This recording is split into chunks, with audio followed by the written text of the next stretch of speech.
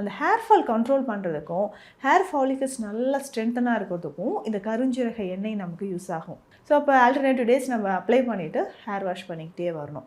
அதுக்கப்புறம் நம்ம பாடியில் பார்த்தோம்னா நிறைய பேருக்கு ஸ்கின் ப்ராப்ளம் இருக்கும். ஸோ இச்சிங் இருக்கும், அர்டிகேரியா ப்ராப்ளம் இருக்கும், ஃபங்கல் இன்ஃபெக்ஷன் இருக்கும். இதுக்கு எல்லாமே இந்த கருஞ்சீரக ஆயிலும் கோகோனட் ஆயிலும் மிக்ஸ் பண்ணி நம்ம அப்ளை பண்ணிட்டு வரலாம். அப்புறம் நிறைய பேருக்கு இந்த அடி வயிற்றில் தொப்பை இருக்குதுன்னு சொல்லுவாங்க இல்லையா, அதுக்கு இந்த கருஞ்சீரக ஆயில்.